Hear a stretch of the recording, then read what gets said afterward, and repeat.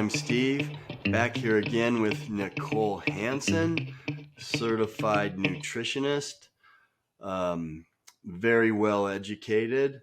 So we appreciate her being here. If you want to get me or reach out to me, you can get me at stevemain.com and communicate with me that way. We're going to talk about sleep, which is so important. People don't realize how important it is for their hormones, for everything that happens in your body. Recovery, all the good stuff happens at night when you're sleeping. So can't wait to hear what you say about sleep, Nicole. Welcome. Thanks for being with us. Absolutely. Thanks for having me. Okay. So sleep, like I said, all the important good stuff happens at night when we're sleeping well. So what do you have to tell us about sleep? Oh, if you don't like sleep, I think you're crazy. I hate that saying, sleep when I'm dead. I hate that because sleep is so important, you guys. It does three main things for you. It resets the nervous system. It detoxifies your brain, and it heals the immune system while you sleep. Those are three main things I want going on in my body for sure. I mean, we all live super active lives, especially nowadays. We seem like we're running everywhere. And I want all of these systems firing on all cylinders. So what happens when we don't get sleep? We end up what's called with leaky brain. It's kind of a big deal. I have a lot of people who come to me and they're like, I have such bad brain fog. I can enter a room, not have the first clue why I'm there. So, we've all been there, done that with this, but especially on lack of sleep. Why did I go to the closet? Yeah. What am I getting? Where am I even going? Yeah. Let me go back out and come back in and see if that gets it. Yeah.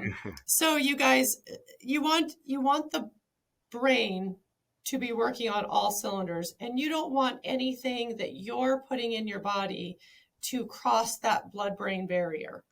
So when you have lack of sleep, the potential for that is huge. While we sleep, what's happening in our body is human growth hormone is being utilized. Melatonin is being made, and it's being used during the night. Our hormone levels are all increasing, and they're all going and doing the functions that they're supposed to do. Your liver is being detoxified. You're resetting your glucose and insulin levels.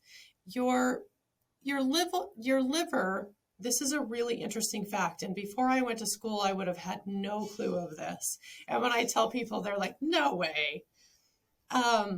During the hours of 11 and 3 a.m., this is why I always tell my people, you have got to go to bed before 10 p.m.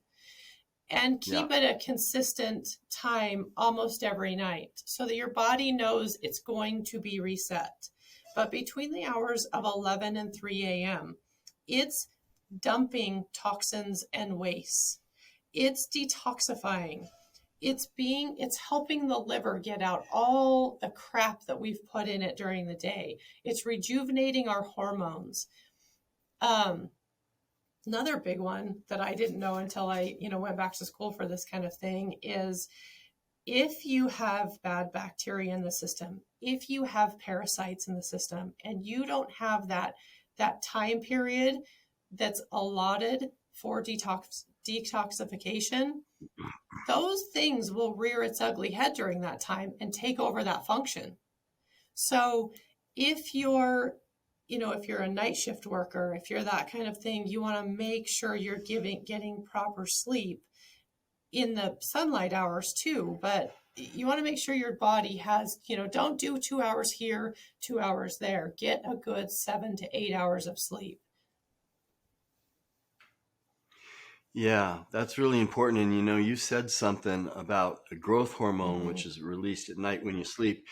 And that funny term, I'll sleep when I'm dead. Well, you'll get there sooner because Lots. growth hormone is the fountain of youth, Yes, right? yes. It's the fountain of youth. And what helps it? Sleep. Yep.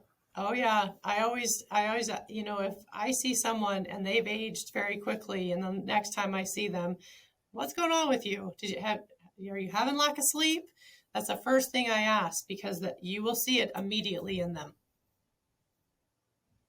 Yeah. And I think you made another really good point too, in that be consistent. Mm-hmm. Go to bed at 9 if you can go to bed at 9, and get at least 8 hours. Yep. I mean, that'll make a big difference, right? I Huge mean, difference. 8 hours seems like a lot to a lot of people, but sleeping, getting even a decent 8 hours of sleep Is huge. is going to make a difference. 100%. And we have a running joke in my house.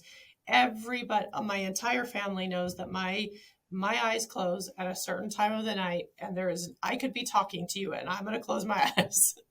I don't, that is a non-negotiable in my book. I sleep. I make sure my sleep hygiene is spot on, because I know that I run a very busy life and I need to be on point all the time. So that's a perfect lead into, your sleep hygiene is huge, you guys. Don't go to bed and lay in bed and watch TV. Your bedroom is made for sleep. It's not made for watching TV, being on the iPad, that kind of thing. Save that for before you go to bed. When you go into that room to go to bed, turn off the lights, let your melatonin take over at that point. If you are on an iPad or watching TV before you go to bed, wear blue blocking glasses, so that those rays that you're getting from all of our unnatural lighting is not keeping the melatonin suppressed. Don't drink like alcohol beverages. Don't drink those nightly. You guys, that's totally disrupting the entire system, and that could be a whole other show in itself. It's completely disrupting the entire system of what it's supposed to be doing. Breathe. Make sure that you're. That's a good point too, because sometimes it feels like you sleep Mm. better when you have a couple beers or whatever, but it's deceiving, isn't Oh, it? it's so deceiving, and it's really not doing your liver any favors. And I don't think people understand really what it's doing to your liver. It's not just the fatty liver but it's causing your hormones to not be able to rejuvenate during that time period. And I don't know about you, but I'm on my hormones. Makes the world go around. Make sure that when you do breathe, you're breathing through your nose. If you're a mouth breather, there's a problem. You're disrupting a lot of things. You're actually getting more bacteria in than you need. Like we talked about, 7 to 8 hours of uninterrupted sleep. If you are getting up in the middle of the night, you guys, it is not a natural thing to get up 3 times a night to go to the bathroom. That's actually your cortisol peaking. Your cortisol is peaking because something's off in the system. So that needs to be looked at. I drink a gallon of water a day, and I do not get up in the middle of the night and go to the bathroom. Just doesn't happen, because I've regulated my sleep so well.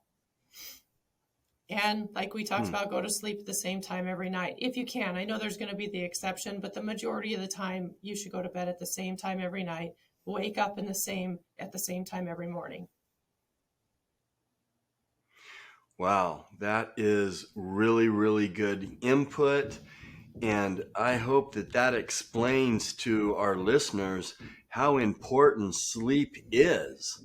Um, is there anything else that you would want to add that you can think of before we close this out? No, I think we've hit on the big points. Anyways, you can always fine tune why you're not sleeping with lots of different avenues. Yeah. Okay. Well, thank you again so much. We really appreciate, Nicole, all that you're offering to the channel and your wisdom. And if you guys have questions about this is a great topic, really important topic. Put them in the comment section. Nicole, thanks for your input. Thanks for being Thanks with for us. having me, Steve.